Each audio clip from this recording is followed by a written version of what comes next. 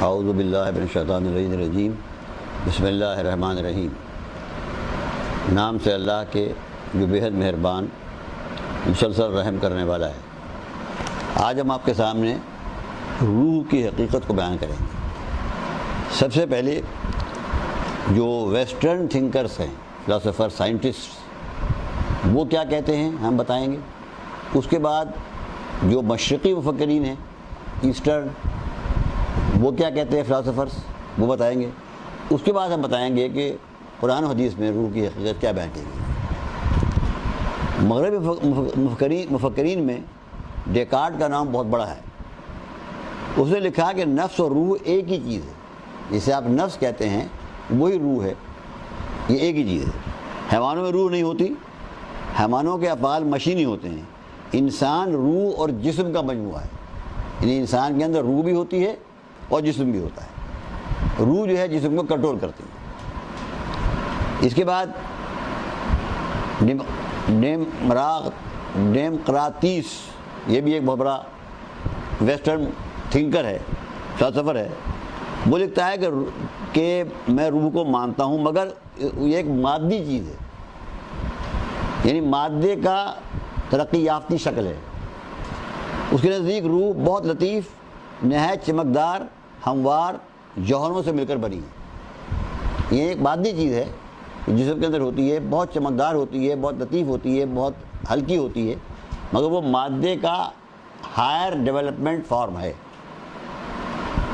اس کے بعد افلاطون، یہ بہت بڑا پہلا فلسفی ہے ویسٹرن، جس نے روح کو لافانی لکھا۔ اس کے نزدیک روح کے دو رخ ہیں، ایک عقلی اور دوسرا غیر عقلی۔ روح کا اصلی کام، وہ لکھتا ہے، روح کا اصلی کام غور و فکر کرنا ہے، چیزوں کو محسوس کرنا ہے، خواہش کرنا ہے، اور روح کا عقلانی پہلو اس کو عالم مثال سے ملاتا ہے۔ اسی لیے روح لافانی ہے، مرنے کے بعد عالم مثال میں چلی جاتی ہے۔ جسم تو ختم ہو جاتا ہے مگر روح باقی رہتی ہے۔ ارسطو، یہ بہت بڑا ویسٹرن فلسفی ہے، وہی لکھتا ہے کہ جسم اور روح یہ ایک ہی چیز ہے۔ روح جسم میں جسم نہیں ہے اور جسم روح نہیں ہے، یہ دو الگ چیزیں ہیں۔ روح الگ چیز ہے اور جسم الگ چیز ہے، مگر دونوں کا ایک دوسرے سے گہرا تعلق ہے۔ روح اصل میں ایک قوت ہے جو زندہ جسم میں ہوتی ہے مگر مردہ جسم میں نہیں ہوتی، یعنی ایک انرجی ہے جسم کے اندر کہ جو جسم کو کنٹرول کرتی ہے۔ یہ الگ ہے، روح اور جسم الگ ہے، مگر یہ دونوں انسان کے جسم کے اندر ہوتی ہیں۔ برکلے کہتا ہے کہ روح، نفس، انا، عقل، یہ سب ایک ہی چیز کے مختلف نام ہیں۔ روح سے مراد وہ قوت ہے جو سوچتی، سمجھتی اور غور کرتی ہے، اور خواہشات بھی اسی سے پیدا ہوتی ہیں، یہی محسوس کرتی ہے۔ ہیوم نے لکھا کہ روح واقعی کوئی چیز نہیں ہے، میں اس کو مانتا ہی نہیں ہوں، مگر جدید مغربی مفکرین میں ہیوم کی تردید کی۔ انہوں نے لکھا کہ اگرچہ ہمیں محسوسات کے ذریعے روح کا پتہ نہیں چلتا، مگر ہمیں اپنی ذات کا وجدان اور آگہی حاصل ہے۔ ہمیں یہ تو نہیں پتہ چلتا کہ روح کو پکڑ کر لیبارٹری میں دیکھ سکیں، مگر ہم یہ محسوس کرتے ہیں کہ کوئی چیز ہم ہیں اور کوئی چیز ہمیں زندہ رکھے ہوئے ہے، کوئی چیز ایسی طاقت ہے جس سے ہم محسوس کر رہے ہیں، دیکھ رہے ہیں، سن رہے ہیں، بول رہے ہیں، سب کام کر رہے ہیں۔ تو وہ ہمیں وجدان، اپنے اندر اس بات کا احساس موجود ہے۔ یہ احساس ہمیں بتاتا ہے کہ کوئی چیز ہے جس کی وجہ سے ہم زندہ ہیں، اور وہ روح ہے۔ غرض افلاطون سے لے کر 1738 تک تمام مغربی مفکرین نے روح کو ایک جوہر لافانی مانا ہے۔ البتہ 1739 میں ڈیوڈ ہیوم نے لکھا کہ روح نام کی کوئی چیز موجود نہیں۔ نیٹشے نے روح کو مانا، اس کو مطلق انا کا نام دیا، اور یہ بھی ثابت کیا کہ انفرادی روح کا تعلق روح مطلق سے ہوتا ہے۔ ایک انفرادی روح ہے، یہ نیٹشے نے لکھا کہ ایک تو انسان کی انفرادی روح ہے، انڈیویجول، اور ایک عالم کی روح ہے، وہ خدا ہے۔ ہم اپنی اس روح سے، اس عالم کی روح سے کنیکشن پیدا کر سکتے ہیں، تعلق پیدا کر سکتے ہیں، یعنی اللہ کو پہچان سکتے ہیں، اللہ کو مان سکتے ہیں، اس کی بڑائی کو جان سکتے ہیں، اور اس کی رحمتوں کو اور تخلیقات کو اور کمالات کو جان کر اس سے محبت کر سکتے ہیں، اس کی اطاعت کر سکتے ہیں، اس سے ہم اس سے اپنا تعلق قائم کر سکتے ہیں۔ نیٹشے نے روح کو مانا ہے، اس کو مطلق انا کا نام دیا ہے۔ یہ بھی ثابت کیا ہے کہ انفرادی روح کا تعلق روح مطلق سے قائم رہتا ہے۔ یہ نیٹشے یہ بھی مانتا ہے کہ یہ انڈیویجول روح جو ہے میری اپنی ذاتی، یہ اللہ سے تعلق قائم کر سکتی ہے۔ شوپنہاور اور بیرڈ نے لکھا کہ نفس کائنات کا بنیادی جوہر مواد ہے، مگر یہ ارتقائی عمل سے پیدا ہوتا ہے۔ برطانوی مفکر جیمز وارڈ نے نفس، شعور، محسوسات، ان تینوں کو کائنات کی اساس قرار دیا ہے۔ جسم، دماغ، نفس ایک ہی حقیقت کے مظاہر ہیں۔ غرض یہ کہ یہ آپ نے سن لیا کہ جو ویسٹرن رائٹر جو ہیں وہ یہ کہتے ہیں۔ اب میں آپ کو بتاؤں گا کہ مسلم مفکرین کیا کہتے ہیں۔ اخوان الصفا کے مفکرین کے گروہ نے خدا کو کائنات کی روح مانا ہے۔ انسان کے اندر ایک عام روح ہوتی ہے اور ایک خاص روح ہوتی ہے۔ شیخ اشراقی نے لکھا کہ انسان کا وجود تجلی کا عاشق ہے۔ انسان چاہتا ہے کہ وہ ظاہر ہو، اس لیے وہ روح کے ذریعے تجلی حاصل کرتا ہے۔ روح جسم میں رہ کر سرچشمے نور مراد خدا سے براہ راست تعلق پیدا کر سکتی ہے، مگر روح تجلی کو براہ راست جسم انسانی میں داخل نہیں کر سکتی۔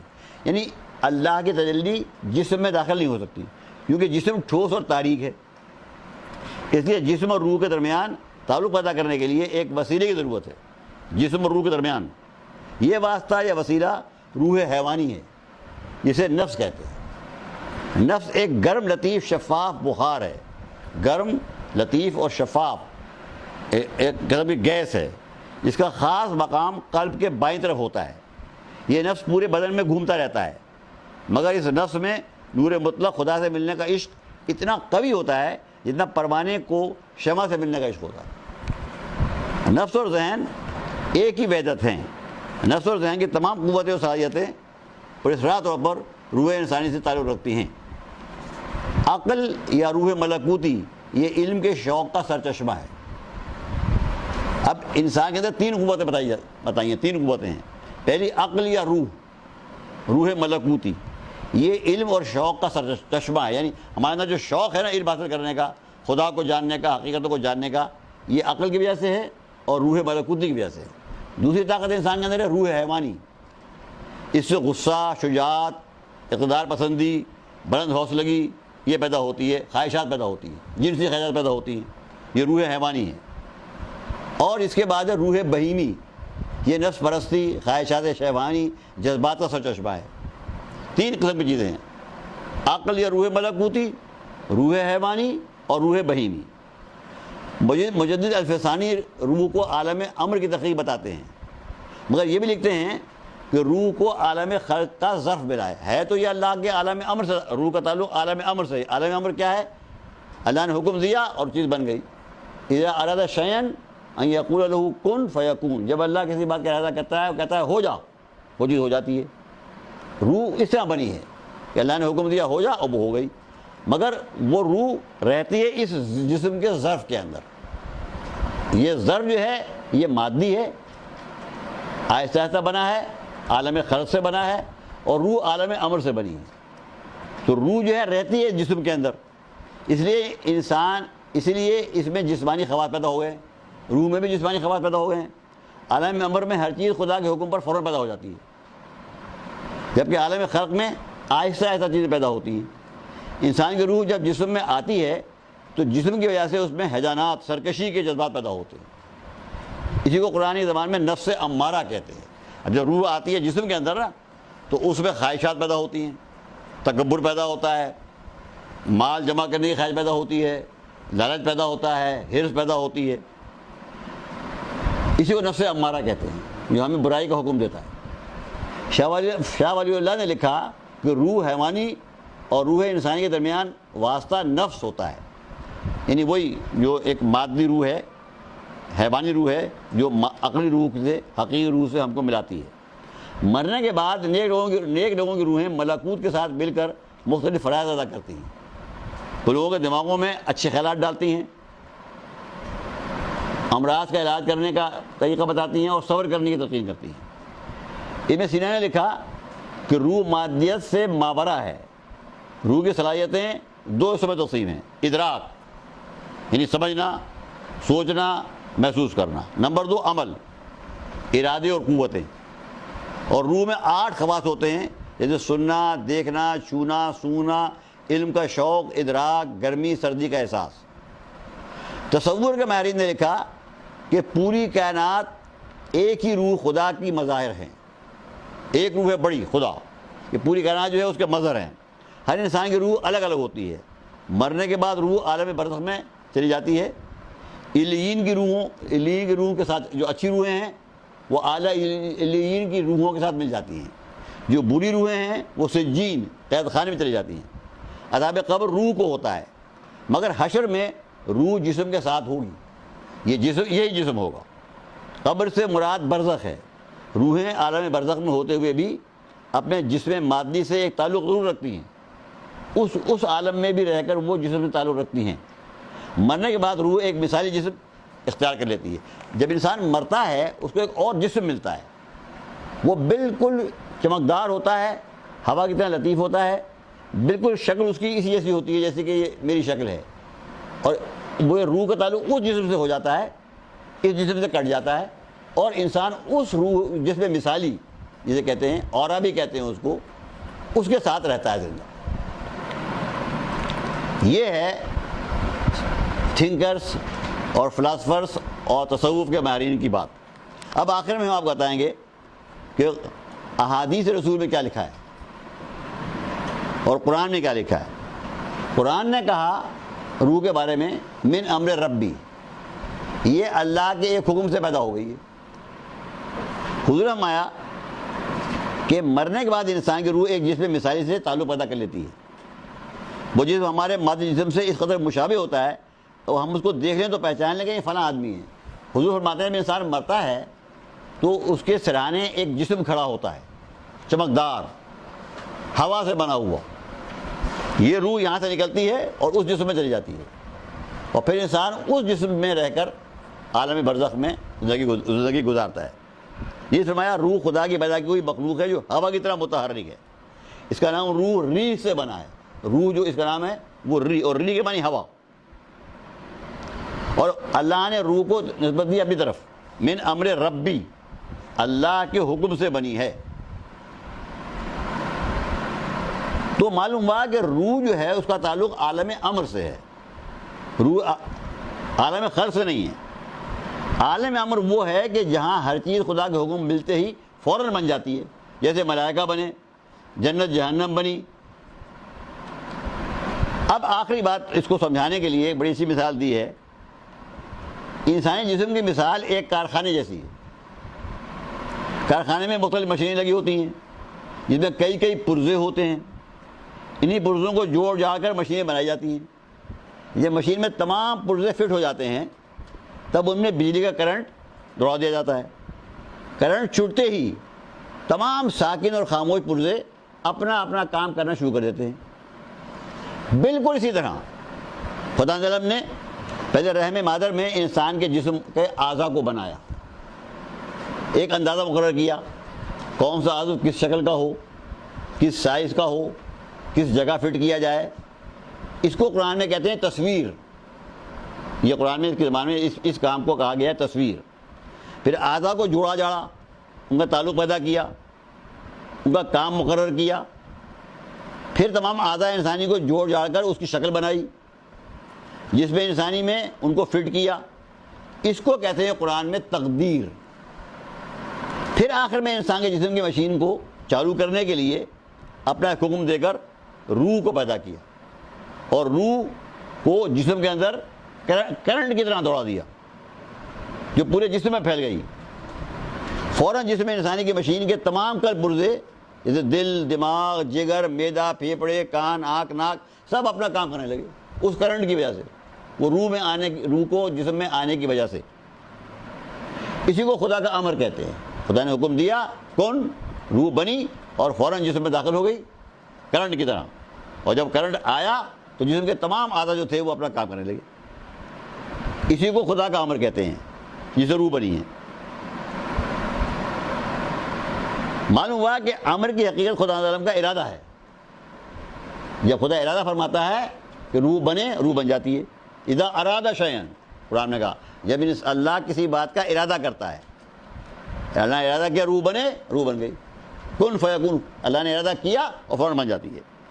قرآن مجید نے پہلے خلق کا ذکر فرمایا، پھر بعد میں امر کا ذکر فرمایا۔ اس سے معلوم ہوا کہ پہلے جسم انسانی رحم مادر میں خلق کیا جاتا ہے، پھر خدا عالم ارادہ فرما کر امر فرماتا ہے، حکم دیتا ہے، یعنی روح کو پیدا کرتا ہے، اور روح فوراً پیدا ہو جاتی ہے اور جسم انسانی میں کرنٹ کی طرح دوڑ جاتی ہے اور انسان زندہ ہو جاتا ہے۔ یہ بھی ممکن ہے کہ خدا عالم کے حکم سے ایک روح اعظم پیدا ہو چکی ہو، جس کا ذکر احادیث میں آتا ہے۔ ہم اس کو روحوں کا خزانہ کہہ سکتے ہیں کہ اللہ نے بہت سی روحیں پہلے ہی پیدا کر رکھی ہیں، پھر جسم بنا اور اللہ نے ایک روح کو حکم دیا کہ اس جسم میں آ جاؤ، اور وہ روح اس جسم میں آ گئی اور وہ انسان کا جو اعضاء تھے وہ کام کرنے لگی۔ تو یہ بھی ہے احادیث سے ثابت کہ روحیں پہلے سے بنی ہوئی ہیں، جسم بعد میں بنتا ہے ماں کے رحم کے اندر، پھر اللہ جس روح کو چاہتا ہے حکم دیتا ہے اور وہ روح جو ہے اس جسم سے تعلق پیدا ہو جاتا ہے اس کا، اور اس کے اعضاء جو ہیں روح کے آتے ہی چلنے لگتے ہیں، اور پھر وہ جسم میں قائم ہو جاتی ہے روح، اور انسان زندہ ہو کے دنیا میں زندگی گزارتا ہے۔ پھر جب موت آتی ہے تو یہی روح جو اللہ نے اس جسم میں ڈالی تھی، یہ اس جسم سے نکل کر اور اس جسم میں چلی جاتی ہے، جس کو ہم نے آپ کو بتایا کہ وہ جس میں مثالی بھی کہتے ہیں پرانے لوگ، اس کو اورا بھی کہتے ہیں، الیکٹرو میگنیٹک باڈی بھی کہتے ہیں۔ وہ بالکل اس جسم سے مشابہ ہوتا ہے، اور یہ روح اس سے نکل کے اس میں چلی جاتی ہے۔ یہ جسم بیکار ہو جاتا ہے، اس لیے اس کو انتقال کہتے ہیں، یعنی ایک جگہ روح کا ایک جسم سے دوسری جگہ جسم میں منتقل ہو جانا۔ اب وہ دوسرا جسم جو ہے اس میں انسان جو ہے وہ رہتا ہے، اور اس میں وہ حرکت کرتا ہے، اور وہ سنتا بھی ہے، دیکھتا بھی ہے، بولتا بھی ہے، جہاں چاہتا ہے جا سکتا ہے، کیونکہ طاقتیں بہت بڑھ جاتی ہیں، اس جسم سے بہت طاقتیں بڑھ جاتی ہیں اس کی، وہ عالم برزخ میں رہتا ہے۔ ہم لوگ جو عام طور سے روح کہتے ہیں وہ اسی جسم مثالی کو کہتے ہیں، اسی کو ہم لوگ روح کہتے ہیں۔ ہمیں روح حقیقت میں وہ نہیں ہے، اس کے اندر ہے روح، وہی کرنٹ، وہی انرجی، وہی طاقت جو پورے جسم میں دوڑ رہی ہے، اس کے اس جسم میں بھی دوڑ رہی ہے، اس جسم میں بھی دوڑ رہی ہے، اس کو روح کہتے ہیں۔ تو یہ روح کی حقیقت ہے قرآن مجید اور احادیث کی روشنی میں۔ ظاہر ہے کہ جو بات اللہ نے کہی ہے وہ آخری ہے، وہ بالکل صحیح ہے۔ تھنکر جو ہیں وہ سوچ رہے ہیں، اپنی بات سوچ کے بیان کر رہے ہیں، کچھ لوگ مان رہے ہیں، کچھ نہیں مان رہے ہیں۔ اینی ہاؤ یہ ایک حقیقت ہے۔ اب اس کے بعد اگلے اس میں ہم آپ کو اس میں پروگرام میں بتائیں گے کہ ایک آسٹریلیا میں ایک ڈاکٹر پیدا ہوا، اس نے یہ ثابت کرنے کی کوشش کی کہ ہم روح سے تعلق پیدا کر سکتے ہیں، اسے کہتے ہیں اسپریچولیزم۔ اس کا تجربہ میں نے بھی کیا ہے، بڑی لمبی بات ہے یہ، انشاءاللہ اگلے پروگرام میں ہم آپ کو بتائیں گے کہ یہ جو اسپریچولیزم ہے یہ کیا ہے۔ میں اپنا تجربہ ہی بتاؤں گا آپ کو کہ کس طرح سے روح سے تعلق پیدا ہو سکتا ہے، اور روح سے بات ہو سکتی ہے، اور روح کو دیکھا بھی جا سکتا ہے۔ یہ ان کا کہنا ہے ماڈرن اسپریچولیزم کا، جو آسٹریلیا سے اس کے ڈاکٹر نے اس کو ایجاد کیا ہے، وہ ہم انشاءاللہ آگے پروگرام میں بتائیں گے۔ آج ہم نے آپ کو یہ بتا دیا کہ ماڈرن مفکرین نے کیا بتایا روح کے بارے میں، ایسٹرن مفکرین نے کیا بتایا روح کے بارے میں، قرآن اور حدیث میں کیا بیان کیا گیا روح کے بارے میں۔ یہ آپ کے سامنے بات حقیقت واضح ہو گئی۔ اب اسپریچولیزم کیا ہے، یہ ماڈرن تھیوری ہے، اس کو انشاءاللہ یہ پورا کم سے کم 20 منٹ کا پروگرام ہوگا۔ اگلے پروگرام میں آپ کو بتاؤں گا، اپنا تجربہ بتاؤں گا آپ کو۔ اس کے بعد ہم سمجھیں گے کہ موت کیا ہے اور موت کی حقیقت کیا ہے۔ وآخر دعوانا ان الحمد للہ رب العالمین۔